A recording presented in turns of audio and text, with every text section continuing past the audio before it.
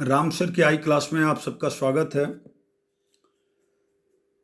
आज हम लोग बीए सेमेस्टर 2 विनोबा यूनिवर्सिटी के एक्सटर्नल एग्जाम के क्वेश्चंस, प्रीवियस ईयर क्वेश्चन 2021-24 को देखेंगे। चूँकि ईवीएस के एग्ज़ाम्स जो होते हैं वो कई शिफ्ट में होते हैं। आर्ट्स वालों के लिए अलग होता है, साइंस वालों के लिए अलग होता है, और 2-4 दिन तक होते रहते हैं या 2-3 पालियों में होते हैं। तो सबके लिए अलग अलग सेट बनते हैं क्वेश्चन के। तो यहाँ पे हम 2 प्रमुख सेट आपको दे रहे हैं, और क्वेश्चन सभी 40 प्रश्न होते हैं इसमें, और सभी प्रश्नों के उत्तर देने होते हैं। ऑब्जेक्टिव टाइप क्वेश्चन होते हैं और करेक्ट आंसर चुन के आपको लिखने होते हैं। तो 21-24 का ये क्वेश्चन है। पहला क्वेश्चन है, टाउंसले प्रसिद्ध हैं? तो इसका उत्तर होगा ए, इकोलॉजिस्ट के रूप में है। इकोलॉजिस्ट हैं। टाउंसले कौन है? तो इकोलॉजिस्ट हैं। दूसरा क्वेश्चन जो है वो है, ये देखिए, ये रहा कि काजीरंगा नेशनल पार्क कहाँ स्थित है? तो ये काजीरंगा जो है वो आसाम में है। काजीरंगा जो है वो आसाम में है, इसका बी उत्तर होगा।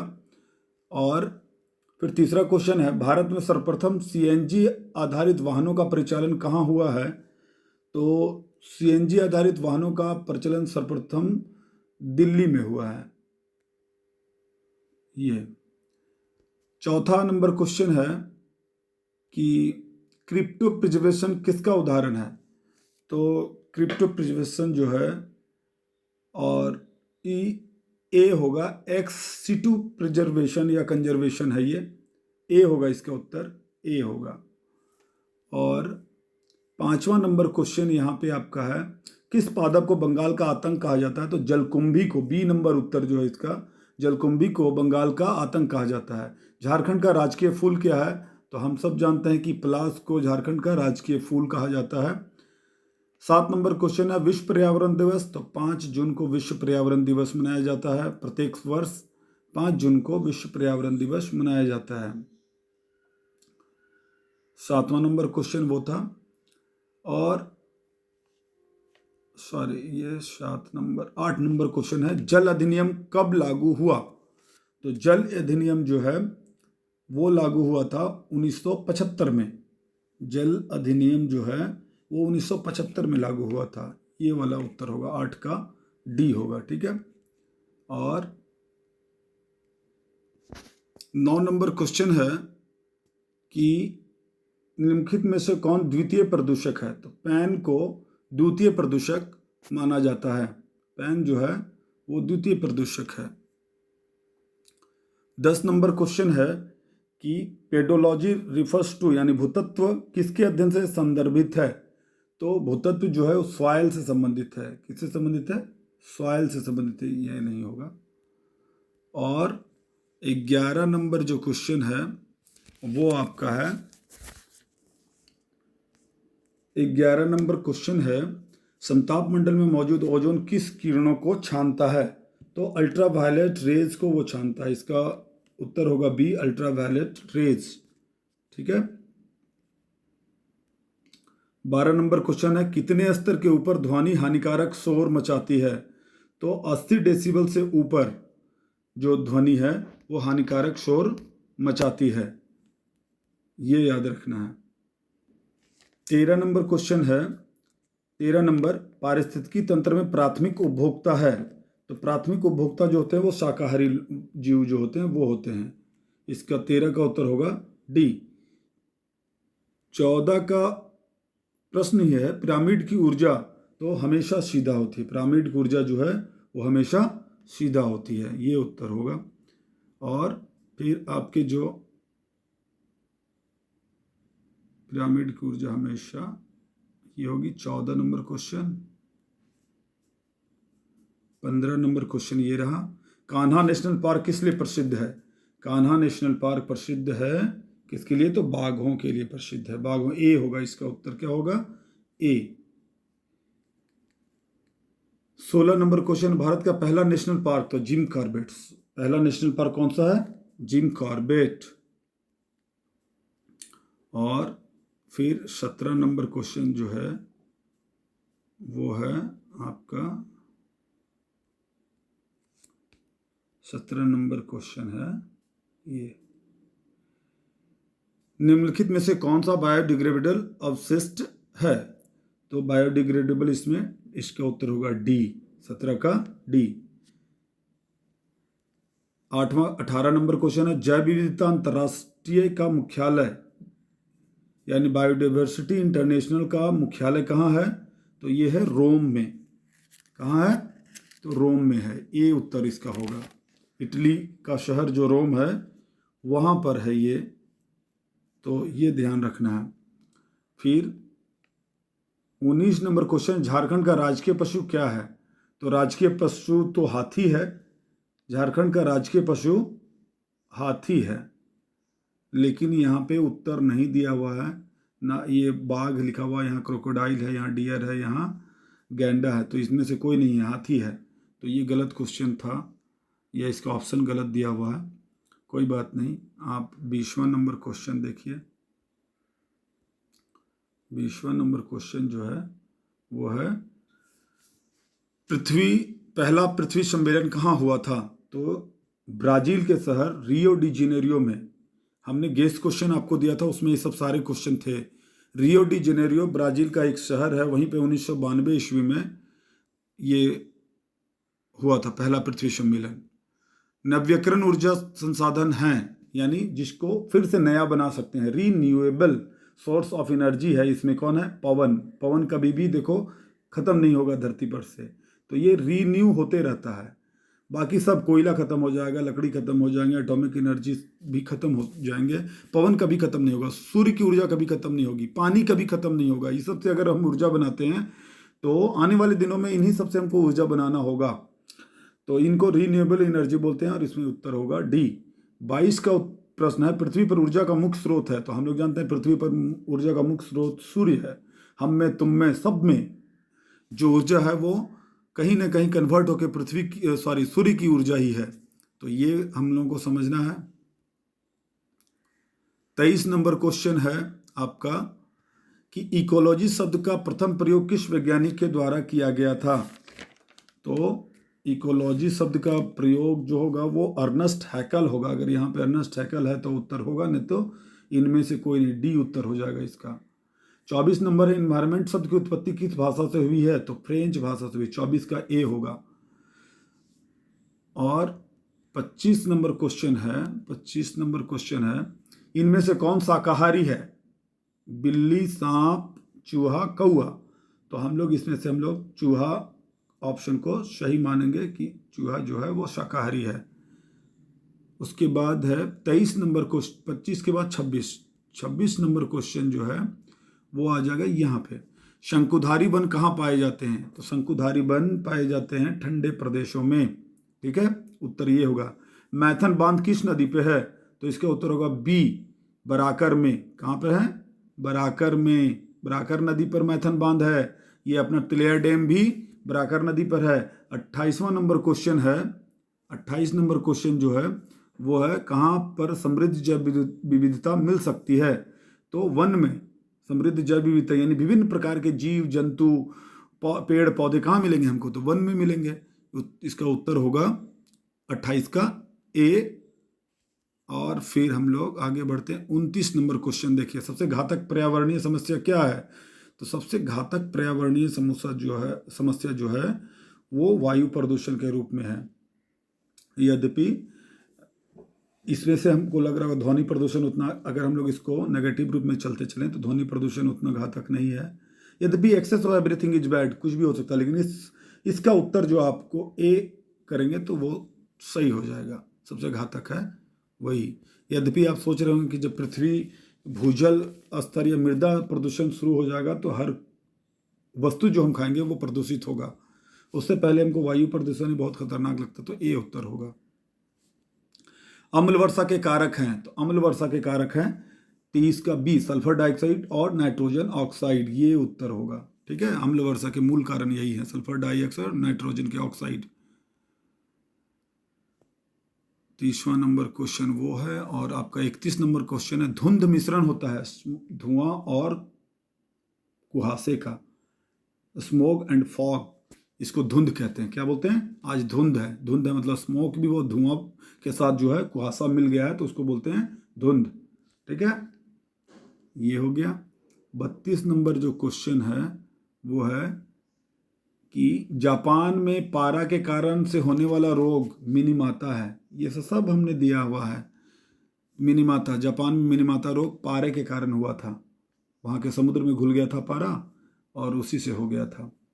तो ये हो गया 32 नंबर क्वेश्चन। 33 नंबर क्वेश्चन यहाँ है, भोपाल में गैस त्रासदी किस गैस के रिसाव के कारण हुई थी? तो मिथाइल आइसोसाइनेट के कारण हुई थी। बी नंबर आंसर होगा इसका। ठीक है, चिपको आंदोलन के प्रणेता कौन है? तो चिपको आंदोलन सुंदरलाल बहुगुणा होगा उत्तर। ठीक है, और ये आपका 35 और 36वां क्वेश्चन, 35 और 36 क्वेश्चन यहाँ, निम्नलिखित में कौन पर्यावरण का अंग है? तो पर्यावरण के अंग सभी आ जाएंगे इसमें। ठीक है, अभ्यारण्य क्या होता है? तो सुरक्षित एरिया होता है।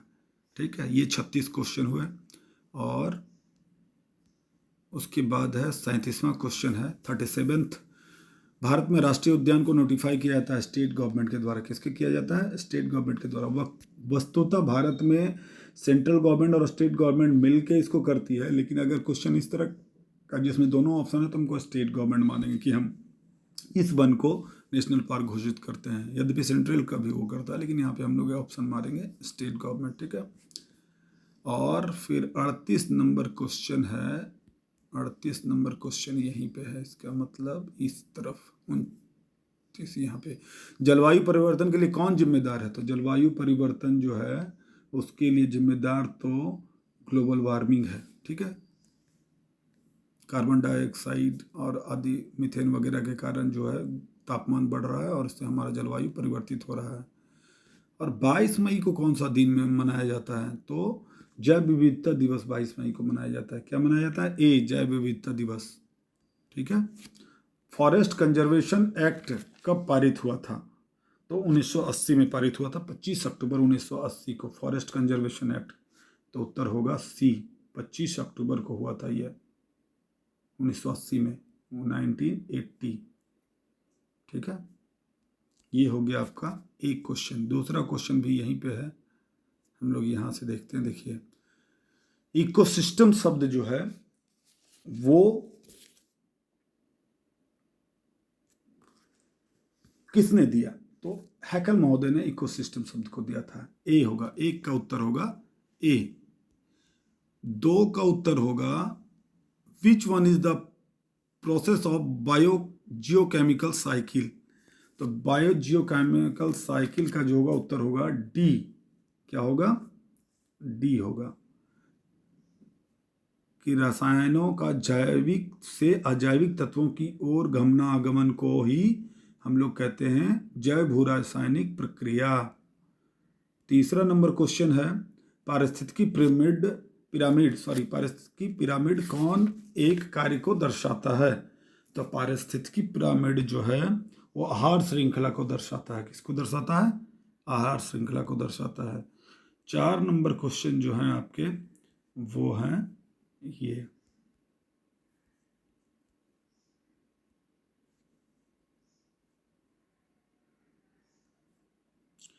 ऊर्जा का पिरामिड हमेशा किस प्रकार का होता है?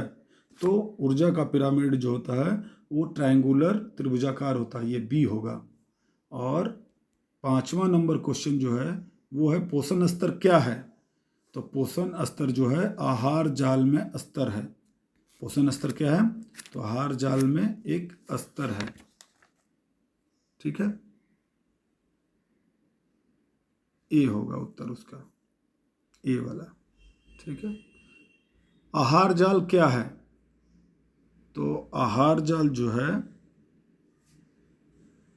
अंतर संबंधित आहार जाल, कनेक्टेड फूड चेन है एक्चुअली। आहार जाल क्या है? तो अंतर संबंधित कनेक्टेड फूड जाल है।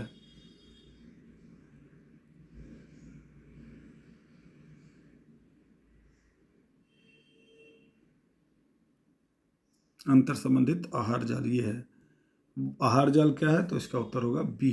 ठीक है, और 7वां क्वेश्चन है शेर किस जीवों में पाया जाता है? तो ग्रासलैंड में पाया जाता है। शेर कहाँ पाया जाता है भाई? तो ग्रासलैंड वाले जीवों में ये पाया जाता है। 8 नंबर क्वेश्चन है कि मानसूनी जंगल किस प्रकार के जंगल होते हैं? तो मानसूनी जंगल डेसिडुअस जंगल होते हैं, पतझड़ जंगल होते हैं, ठीक है। और चौथा नंबर क्वेश्चन है, ये 7 नंबर 8 नंबर हो गया, सॉरी 8 नंबर हो गया। 9 नंबर होगा, जैतून किस जीवों का है? तो भूमध्य सागरीय इटली में बहुत सारा जैतून होता है, वहाँ का जैतून का तेल आप लोग खरीदते होंगे, फिगारो नाम से आता है। तो भूमध्य सागरीय क्षेत्र में इटली पड़ता है, और भूमध्य सागर वाला जो महासागर है ना, उसी के बगल में है, तो इसलिए ये जो जैतून है वो भूमध्य सागरीय प्रदेश का पेड़ है। फिर 10वां नंबर क्वेश्चन है, biosphere is existed on the earth from how much long years? बोलता है कि पृथ्वी पर जो है जीवन, पृथ्वी कितने वर्षों से जयमंडल अस्तित्व में है, जीव जो यहाँ पे कितने सालों से हैं? तो 3.5 बिलियन यानी 3.5 अरब वर्ष पहले से यहाँ पे है, ठीक। सुंदरबन कहाँ है? तो पश्चिम बंगाल में है। सुंदरबन कहाँ है? पश्चिम बंगाल में है। उसके बाद है 12 नंबर क्वेश्चन है, भारत के किस जैव भौगोलिक प्रदेश में जैव विविधता ज़्यादा समृद्ध है? तो पश्चिमी घाट में जैव विविधता सबसे समृद्ध है, ठीक है। कौन सी प्रजाति अधिक संख्या में पाई जाएगी? तो इंसेक्ट्स, कीड़े मकोड़े सबसे ज़्यादा संख्या में पाए जाएंगे भाई, ये एकदम सही है। उसके बाद है क्वेश्चन तुम्हारा 14, कौन एक संकटापन्न प्रजाति में नहीं आता? तो हाथी भी आ गया है, बाघ तो है ही, काला हिरन है ही, शेर अभी संकटापन्न में नहीं आया। संकटापन्न मतलब संकट में, इंडेंजर्ड स्थिति में ये शेर नहीं आया है। यद्यपि इसके लिए भी बहुत सारे इसको बचाने के लिए प्रयास किए जा रहे हैं, लेकिन अभी भी माना जा रहा है कि शेर नहीं है। तो ये मेरे ख्याल से शेर होगा, क्योंकि हाथी के लिए दक्षिण अफ्रीका में इंडेंजर्ड जोन में इसको मान लिया गया है, दक्षिण अफ्रीका में, हमारे यहाँ नहीं। लेकिन हमारे यहाँ शेर हैं इंडेंजर्ड जोन में, तो ये दोनों हो सकता है। लेकिन मेरे ख्याल से ये वर्ल्ड लेवल पे ईवीएस को पूछा जाना चाहिए, क्योंकि ये संबंधित है, तो लाइन होनी चाहिए, ठीक है। उद्धवा पश्चिम बिहार कहाँ है? तो अपने झारखंड में ही है, 5वां, ये डी होगा इसका उत्तर, ठीक है। उद्धवा पश्चिम बिहार कहाँ है? तो झारखंड में है। उसके बाद है कि इनमें कौन एक राष्ट्रीय उद्यान है? तो राष्ट्रीय उद्यान पहले हजारीबाग भी था, लेकिन अब नहीं रहा। अब राष्ट्रीय उद्यान झारखंड में सिर्फ है बेतला। ये गौतम बुद्ध नहीं भाई, उसको नहीं मारना, ये बेतला, बेतला राष्ट्रीय उद्यान हमारे यहाँ है। तो ये ठीक है, हो गया।